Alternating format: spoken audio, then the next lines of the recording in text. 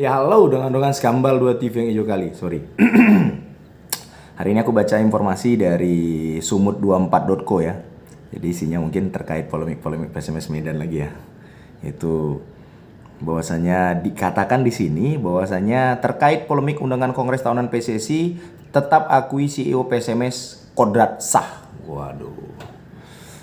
Dan kita juga tahu bahwasanya ketika Kongres kemarin Pak Mulyadi itu ditolak ya, kalau nggak salah, berdasarkan Pak Bembeng, lawyernya PSMS itu ditolak. Sebenarnya aku sendiri udah coba WhatsApp Pak Bembeng, bahwasanya Pak Bambang ya, bahwasanya yo Pak gimana Pak, gitu. Tapi beliau hanya read aja, belum baca, mungkin karena kesibukan ya. Tapi Bang Andre Mayer juga ada aku coba WhatsApp juga, telepon, Bang gimana Bang tentang kenapa kita ditolak gitu yang di Kebun Bunga gitu. Tapi beliau juga bilang dengan diplomatis, mungkin bukan ranah beliau kan, karena beliau kan hanya dirtek gitu, bukan lawyernya gitu. Ya pas lah yang beliau lakukan tuh benar gitu. Jadi terus tapi kita langsung balik lagi ke sini ya.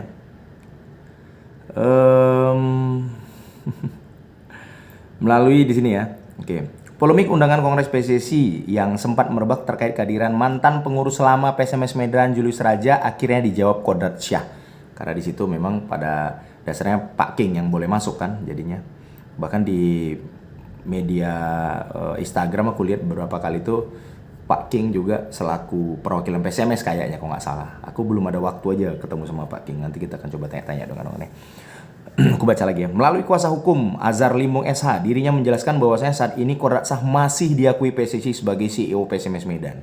Kendati dalam RUPS yang digelar sepihak pada 25 Maret 2022 dirinya telah diberhentikan sementara sebagai Direktur Utama PT Kinantan Medan Indonesia. Wow, dirinya telah diberhentikan sementara.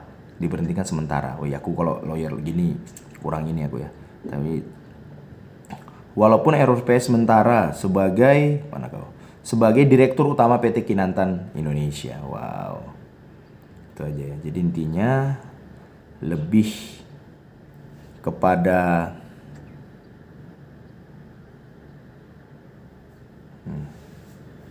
itu dari Sumut 24. Bentar ya. Terus ada juga di sini dari Waspada. waspada.id.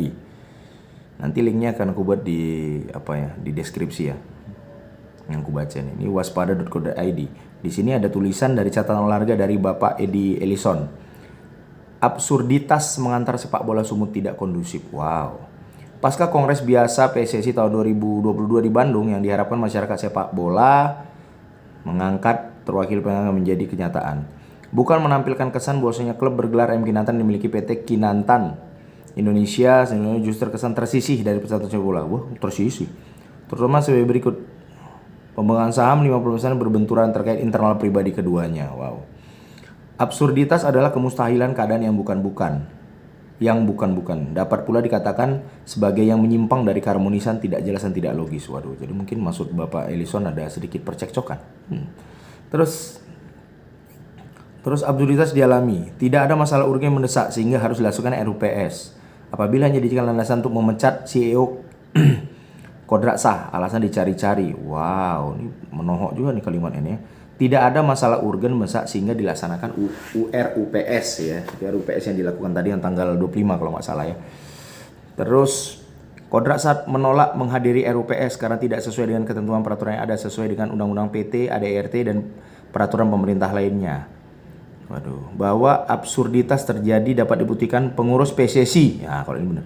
Mengundang Kodrat Sah sebagai CEO PT Kinantan maksudnya untuk menghadiri Kongres Bandung. Kemudian diperkuat posisi Kodrat Sah dalam keputusan Exco yang menetapkan sebagai voter padahal statusnya CEO yang terpecat sementara. Hasil RUPS LB yaitu utusan komisaris kami strip SMS. Manajemen Tim Mulyadi dan pengacaranya ditolak masuk Kongres. Perlu dicatat, sebuah klub meskipun memiliki pemain, pelatih, manajer, lapangan, atau pengurus lengkap, jika tidak diakui PSSI bukan berarti anggota PSSI, sehingga tidak mungkin bertanding lawan tim-tim anggota PSSI. Apabila jika versus klub internasional, ingat PSSI adalah anggota AFF, AFC, dan FIFA. Hal tersebut dikemukakan terkait adanya usaha Kodrat sebagai pemegang saham minta salinan RUPS di Gubernur tanggal 25 bulan 3 namun ditolak dengan dasar Undang-Undang PT pasal 40, namun pasal 41 memberikan izin 1 grus dari akta tersebut. Bahkan pasal 38 membenarkan notaris membuat salinan. Waduh. Apabila kedua dasar mengandung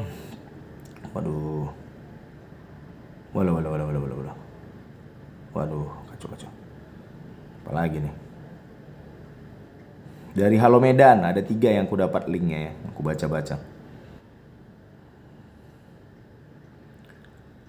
Polemik undangan Kongres PSSI sempat merebak terkait. Nah, kalau di sini ada gambar Pak Julius Raja alias Pak King ya. Melalui kuasa hukumnya Azhar El Tobing menjelaskan bahwasannya saat ini Kodak Sah masih diakui sebagai dari polemik undangan Kongres PSSI yang sempat merebak terkait kehadiran mantan pengurus lama PSMS Medan Julius Raja akhirnya dijawab Kodak Sah. Melalui kuasa hukumnya Azhar Limbong SH, dirinya menjelaskan bahwa saat ini Kodak Sah masih diakui PSSI sebagai CEO PSMS Medan. Kendati dalam RUPS yang digelar sepihak, katanya pada 25 Maret 2022 dirinya telah diberhentikan sementara sebagai Direktur Utama PT Kinantan Medan Indonesia atau KMI. Walaupun dalam RUPS Kodrat diberhentikan sementara sebagai direksi, namun PSSI masih mengakui Kodrat Sah sebagai CEO dan undangan PSSI resmi ditujukan kepadanya. Ujar Limbong didampingi kuasa hukumnya Wani Prabowo Esa dan Guru Syaputra dalam sesi temu pers Senin 6 Juni 2022 semalam berarti ya.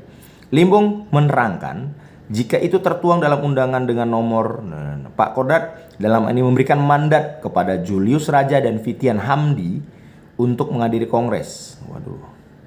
Terkait kabar miring yang menyebutkan kita merampas kursi pihak lain melalui PS, itu bukti suratnya, kata Limbong. Dalam kenyataan sama, Julius Raja ikut membenarkan bahwasanya kehadirannya dalam kongres adalah sesuai mandat CEO yang diakui PSSI Kodak Sah.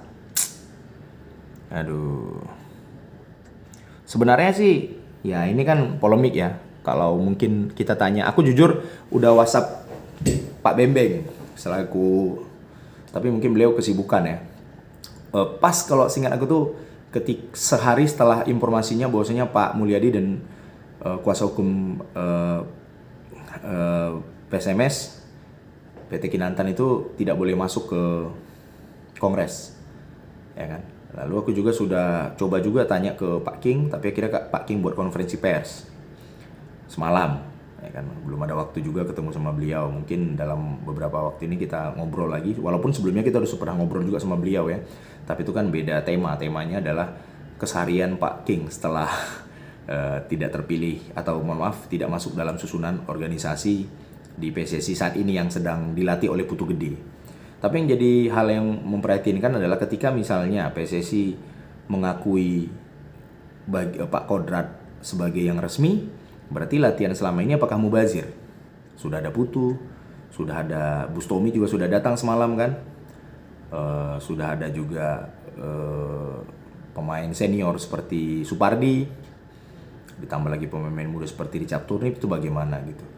Jadi kan ini sangat, ya kalau bisa aku balik lagi ya bersatu padu lah gitu. Kalaupun ternyata Pak, bagaimana harapan kita sebagai pencinta PSMS Medan ya semuanya legowo, mari bersatu untuk PSMS Medan gitu.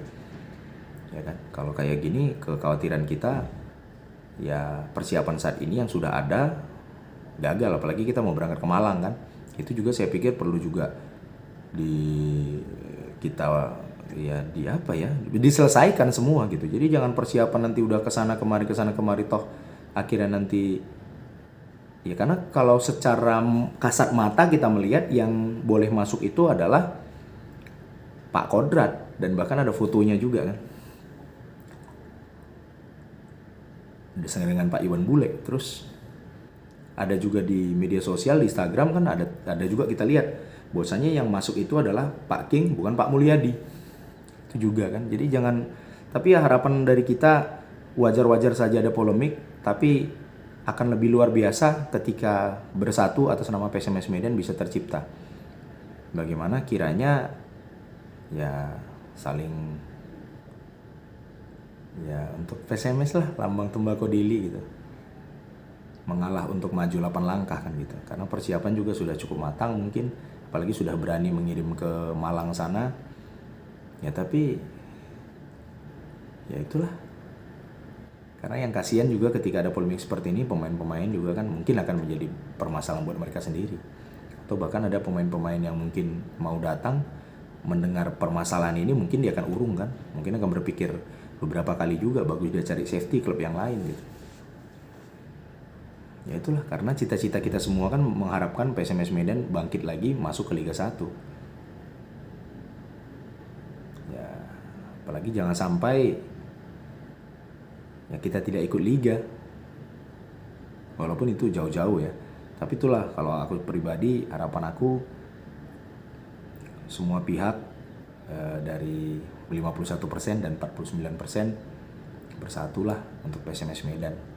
Itu harapan dari aku pribadi, apalagi kalau tulisan-tulisan seperti ini. Dan aku juga mencoba nanti untuk ke Kebun Bunga, ngobrol-ngobrol dulu. Mungkin mudah-mudahan ada tim lawyernya, ada Pak Mulyadi juga, jadi mungkin asik kitanya ngobrol-ngobrol. Itu aja mungkin dong kan. Semangatlah buat kita semua, buat pencinta PSMS, mari kita doakan supaya bersatu padulah PSMS Medan ini.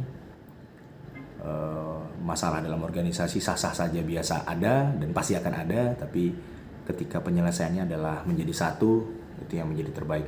Itu harapan kami, dongan-dongan. Harapan aku secara pribadi, dongan-dongan. Itu aja, dan bersatulah 51% dan 49%. Maka hasilnya adalah maksimal 100% untuk PSMS Medan. Itu aja. Makasih banyak.